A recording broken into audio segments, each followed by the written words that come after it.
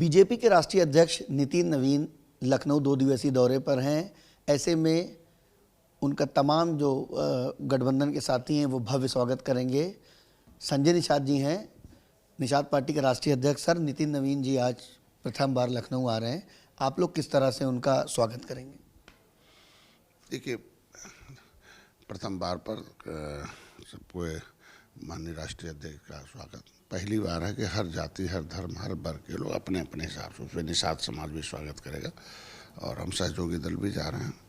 क्योंकि किसी भी पार्टी का अध्यक्ष जो होता, मुखिया होता, उसकी जिम्मेदारी होती सबको लेकर साथ चले।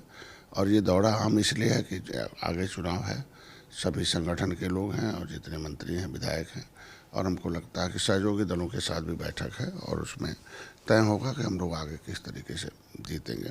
सीट नहीं माने, जीत माने हैं। जीत को फिर से बदला जाए और जीत कैसे सुनिश्चित होगी उसको हम लोग तालमेल मिला के करेंगे। और यही एनडीए और इंडिया गठबंधन में अंतर है कि जो एनडीए है अपने सहयोगी दलों को भी सम्मान सहित बैठक करती है, बात करती है और तालमेल मिलाते हैं। हमको लगता है किसी चुनाव को जीतने के लिए जनता का समर्थन है, वो संगठन की शक्ति हो और नेताओं के दांव पेच हो। तो हम लोग मिलजुल के तालमेल मिला के बढ़ेंगे तभी जीत पाएंगे। तो इसीलिए हम लोग चाहते हैं। और ऐसे कई बिंदु हैं हम जिसमें पिछली 2024 के चुनाव में कुछ लोगों ने डेंट लगाया है, तो उनको भी मेन स्ट्रीम में ना रखा जाए, हटाया जाए। और जो जीत के समीकरण में बने, जैसे चूँकि 2 तरह के घोड़े होते हैं, एक दुल्हा के बारात के घोड़े होते हैं, एक अस्तबल के घोड़े हैं। तो जो युद्ध जीत सकते हैं, जो इस चुनाव को जीतने वाले, उनको अवसर दिया जाए, उनको मेन स्ट्रीम में रखा जाए। तो नई टीम उन्होंने बनाई है और आज और कल विशेष रूप से अगला चुनाव कैसे जीता जा सकता है।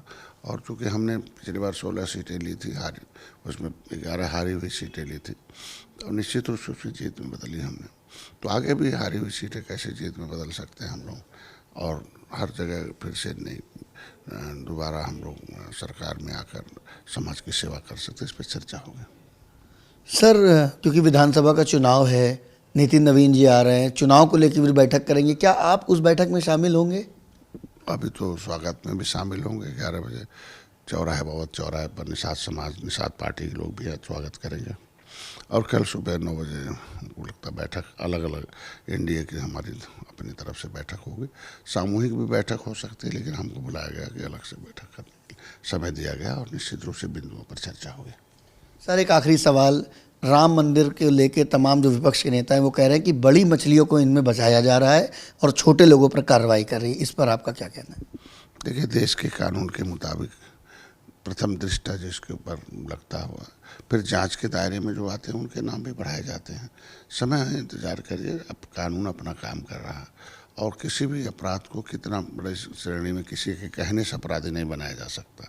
जांच के दायरे में संवैधानिक पदों पर रहने वाले व्यक्ति को संवैधानिक बात करनी चाहिए और संवैधानिक व्यवस्था ये है कि जांच के दायरे में जो दोषी है उसी को लाया जा सकता है और 2-4 दोषियों की वजह से सबके ईमानदारी और निष्ठा पर सवाल नहीं उत्पन्न किया जा सकता।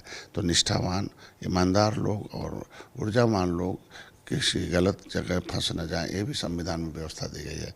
अपराधी को सज़ा मिले, भले देर ही चले, लेकिन जांच हो और जांच में जो दोषी हो उन्हीं पर सज़ा हो, तय हो, ये व्यवस्था दी गई है। तो धैर्य रखें लोग, विपक्ष के लोग, इसमें बयानबाजी कम करें और जांच में सहयोग करें। किसी के पास एविडेंस है तो पहुँचाए, अगर कह रहे हैं बड़े लोग शामिल हैं तो उनके एविडेंस उसमें देने चाहिए, हमको लगता है। लेकिन जो उसमें होगा, 1-2 के गलत होने से सबके ऊपर ईमानदारी पर, निष्ठा पर सवाल नहीं किए जा सकते। धन्यवाद सर। तो ये थे कैबिनेट मंत्री संजय निषाद जी, जिनका साफ तौर पर कहना था कि आज राष्ट्रीय अध्यक्ष लखनऊ आ रहे हैं, उनका भव्य स्वागत इनके द्वारा किया जाएगा। साथ ही साथ राम मंदिर मुद्दे पर भी बोले कि एजेंसियां अपनी जांच कर रही हैं और जो भी दोषी है उनको बख्शा नहीं जाएगा। कैमरामैन अरविंद के साथ मजहर हुसैन, भारत समाचार, लखनऊ।